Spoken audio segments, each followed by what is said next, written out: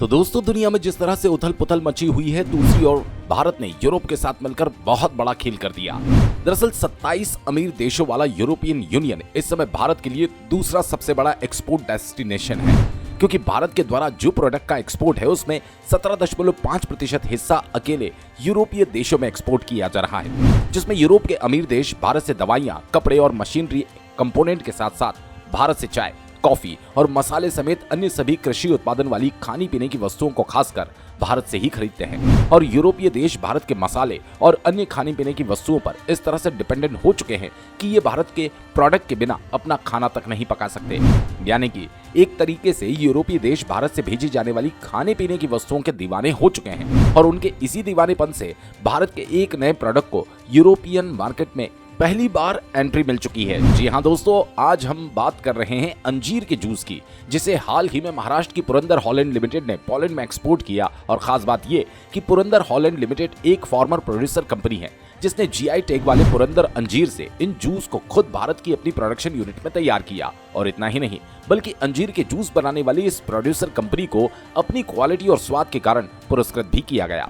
हालांकि अभी इसे केवल पोलैंड के लिए एक्सपोर्ट करने की परमिशन भारत की तरफ से मिली, लेकिन जैसे ही भारत में प्रोड्यूस किए गए अंजीर के जूस एक बार यूरोपीय मार्केट में पहुंचेंगे तो वहां के लोग भारत के इस फूड प्रोडक्ट के भी दीवाने हो जाएंगे, जिससे जल्द ही इसे यूरोप के इटली, जर्मनी और नीदरलैंड जैसे देशों में भी भारत में स्वदेशी तौर पर बनाए गए इस कंपनी द्वारा अंजीर के जूस का एक्सपोर्ट शुरू कर दिया जाएगा।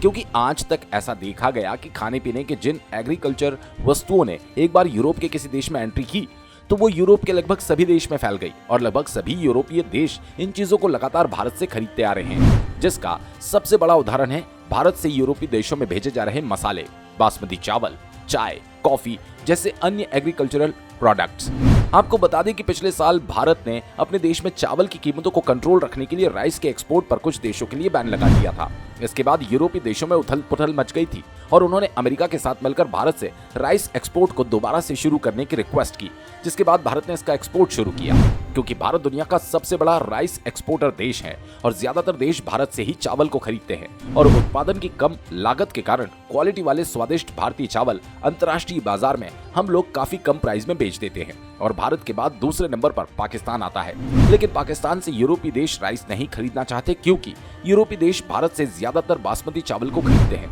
जिसके लिए भारत के बासमती चावल को जीआई टैग भी यूरोपीय यूनियन की तरफ से मिल चुका है। फिलहाल आपको बता दें, फॉर्मर प्रोड्यूसर द्वारा फिर जूस की पहली खेप के एक्सपोर्ट के लिए एग्रीकल्चरल एक्सपोर्ट डेवलपमेंट अथॉरिटी की निगरानी में जर्मनी के बंदरगाह होते हुए यूरोप इसे भेजा गया। वैसे देखा जाए तो अंजीर के जूस का एक्सपोर्ट शुरू करने के बाद भारत की जमकर कमाई होने जा रही है, क्योंकि अंजीर का जो प्रोडक्शन है वो लोकल तरीके से आसानी से भारतीय किसान कर रहे हैं, और भारत की जलवायु अच्छी होने के कारण उसे उगाने की लागत काफी ज्यादा कम आती है। और इसका प्रोडक्शन करने वाली फॉर्मर प्रोड्यूस्ड कंपनी, यानी कि देखा जाए तो भारत में देसी तरीके से बनाए जाने वाले फिग जूस ने अपनी जबरदस्त पहचान के साथ इंटरनेशनल मार्केट में एंट्री मार ली है, और वो भी ऐसे देशों में जहां के लोग पहले से ही भारतीय फूड प्रोडक्ट्स के दीवाने हैं। पोलैंड देश को देखा जाए तो पिछले साल भारत और पोलैंड के बीच लगभग $6 बिलियन का ट्रेड हुआ, और ये साल दर साल बढ़ता ही जा रहा है। हम लोग न सिर्फ पोलैंड में सामानों को एक्सपोर्ट करके कमाई कर रहे हैं, बल्कि पोलैंड टेक्नोलॉजी के मामले में काफी ज्यादा आगे है। इसलिए न्यूक्लियर रिएक्टर और एयरक्राफ्ट हम लोगों ने